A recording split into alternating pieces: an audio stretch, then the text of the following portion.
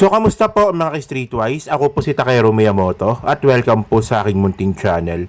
So mga kababayan, kanina napag-usapan sa Committee on Justice na pinamumunuan ni Chairman Jerbil Luistro yung tungkol nga po sa impeachment complaint ni PBBM tungkol dito sa drug abuse. Oo. At mga ka-Streetwise, no, isa sa mga napag-usapan dito is yung binanggit nga po ni Amy Marcos na nagpapatunay nga daw po, base sa complaint na si Presidente Bongbong Marcos daw po ay addict.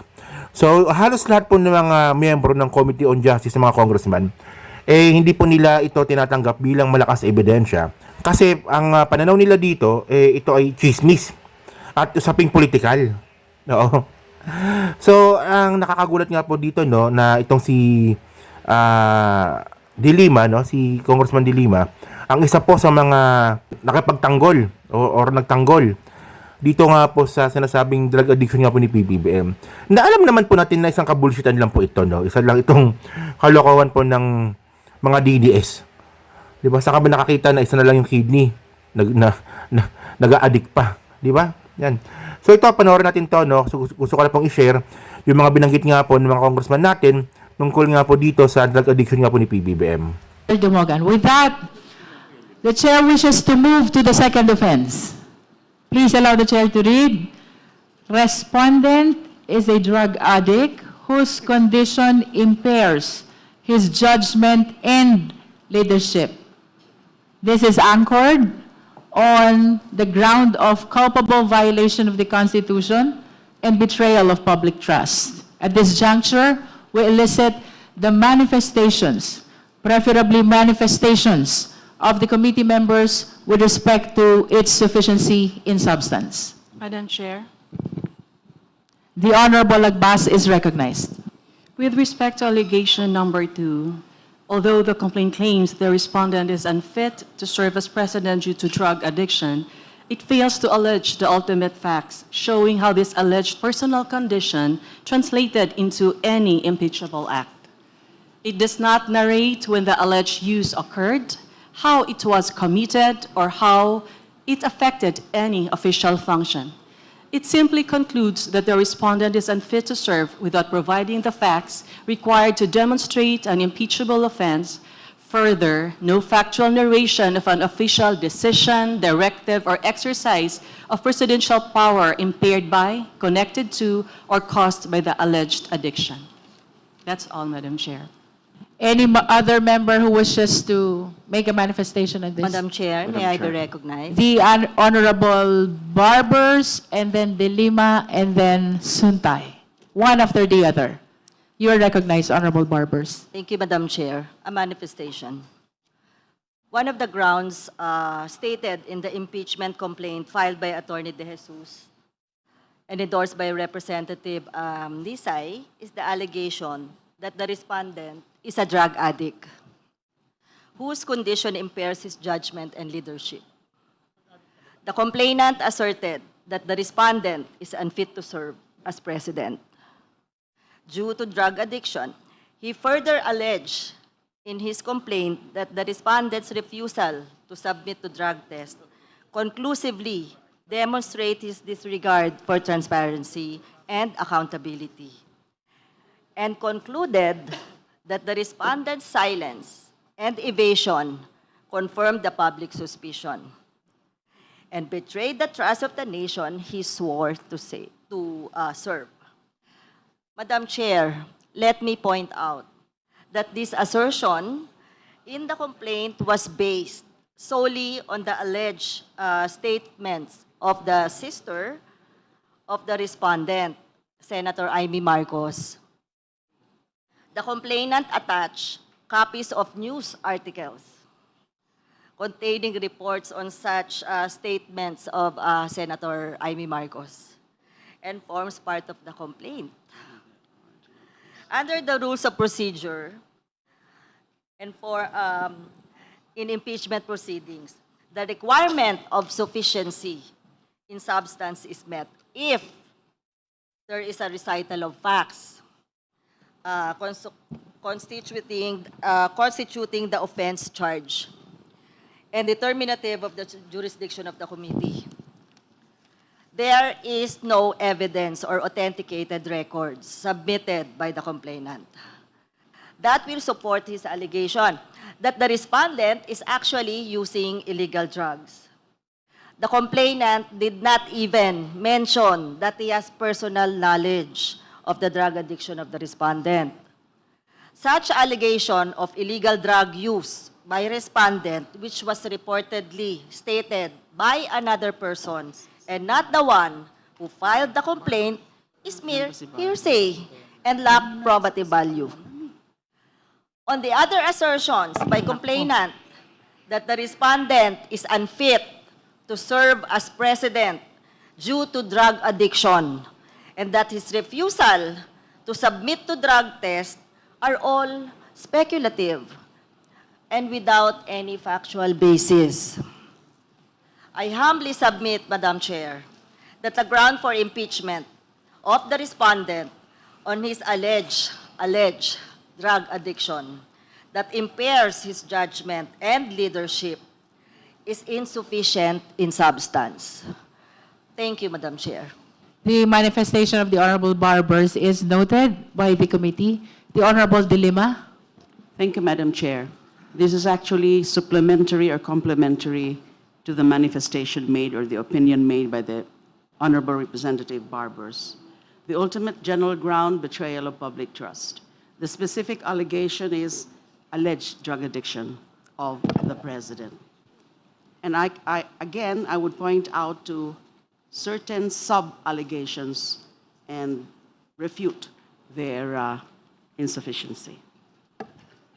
Allegation number one, sub-allegation number one, there are serious accusations that PBBM is a drug addict. The offense alluded for this ground is drug addiction. Stating that there are accusations do not constitute factual allegations of the addiction. This ground presupposes that because PBBM is an addict or an alleged addict, he is unfit to be president. However, unfitness per se is not a ground for impeachment. And even when considered as constituting basis for betrayal of public trust, the statements in this ground do not sufficiently establish allegations on how specific presidential acts were impaired by PBBM's addiction, assuming the addiction to be true. Second sub-allegation, Senator Amy, the sister, admitted or alleged or announced that PBBM is a drug addict. Again, this is not a factual allegation, but a conclusion that because Senator Amy admitted or announced that PBBM is an addict, then he must be an addict. The most that can be made out of this ground is that there was betrayal of the public trust because of PBBM's failure to disclose his addiction. However, the recital of allegations to this ground is still insufficient in terms of showing the nexus. Kasi yun po importante. The nexus between the facts raised or alleged and betrayal of public trust. Public accusations of PBBM's addiction, Senator Imy's claim of PBBM's addiction, PBBM's refusal to submit to a drug test, and his silence on accusations of being an addict still do not constitute the factual allegations necessary to satisfy the legal exercise in the formulation of causes of action that, assuming that they were all true, they establish betrayal of trust. Another sub-allegation is the PBBM is a drug addict because he refuses to submit to a drug test. Again, this is a conclusion and not a factual allegation. Nasabi ko na rin po, that kind of an allegation is still insufficient. The fact that he refuses to submit to a drug test. Another is by being silent. Sabi sa complaint. By being silent on his drug addiction, PBBM betrayed the public trust. For me, Madam Chair, this is a non sequitur conclusion and not a factual allegation. Because the ground must not only state a categorical allegation that PBBM is a drug addict and that this impairs the performance of his mandate, but must also include a recital of the alleged acts, events, and incidents that support the same. How do they say, or how do they know, or why do they claim that it impairs his judgment? So that's again my view. Again, this second ground is insufficient in substance. I so submit. Thank you, Madam Chair. Manifestation is noted by the committee. The Honorable Suntay. Thank you, Madam Chair. On the second ground, alleged unfitness due to drug addiction, President Marcos is alleged to be a long-time user of illegal drugs. Drug use allegedly renders him manifestly unfit to discharge his presidential powers. The evidence presented were public statements attributed to Senator Amy Marcos, news articles, opinion commentaries, and medical articles on the effect of cocaine use. Thus, the legal theory asserted is that drug addiction impaired his judgment to discharge his presidential duties. However, this is a general conclusion because there was actually no narration of which of the presidential actions or judgment was impaired due to the alleged drug addiction. There was also no medical evidence presented, no drug test results. So the allegations were merely limited. The evidence of drug use were merely limited to media reporting and political statements made by Senator Amy Marcos. In Philippine impeachment jurisprudence, it has never recognized personal health allegations without proof of impeachable offense, of the impeachable offense. And with regards to the second complaint, there were actually no general, there were actually no evidence, actual evidence presented to justify the allegations. You are referring to the second offense. Yes, with regards to the second offense. Thank you. Madam Chair. Honorable Garbin first, then Honorable Po. Honorable Garbin, you are recognized. Thank you, Madam Chair. On the alleged drug addiction and moral unfitness, the key factual allegations by the complainants were the President is accused of being a long-time user of illegal drugs, including cocaine, and central reliance is placed on public statements by Senator Amy Marcos, the President's sister, alleging or acknowledging his alleged decades-long struggle with illegal drug use. And the legal framing of the complainant is that not framed on any criminal accusation, and it is used to support the moral unfitness, the impaired judgment, and the betrayal of public trust. The allegation that the President is a drug addict is insufficient in substance. It is unsupported by competent evidence, such as medical findings, sworn admissions, or official investigation on record, and rests largely on hearsay and public speculation. Absent verified and authoritative proof showing impairment in office or misconduct indirectly related to the exercise of presidential functions, such allegation cannot establish impeachable offense and should not be given weight, Madam Chair. Thank you. The manifestation is noted.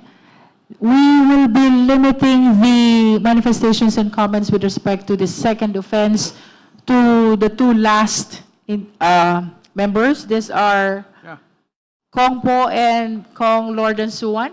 We encourage the other members to participate in the discussion of the succeeding offenses. Madam Chair, can you add me for the second charge? Very All short right. manifestation. Now we recognize the Honorable Po. I'll make mine as quick as possible so that we can accommodate Kong Rufus. So with regards to my manifestation, Madam Chair, what we've established through everyone who has manifested ahead of me is that there's no record of illegal drug abuse. That is clear. What we know for a fact and what is actually on record is that on November 2021, there was a negative drug test that was attested to at St. Luke's. And further, on May 2024, there was actually a Senate hearing in which one drug analyst, Jeresa Reyes, and laboratory head Dr. Cecilia Lim confirmed that the president tested negative specifically for cocaine. So while there is no existing record of any drug abuse, the president has on 2 occasions proven that he is not a drug user. I submit that to the record so that we can make a objective decision on the substance of the second ground.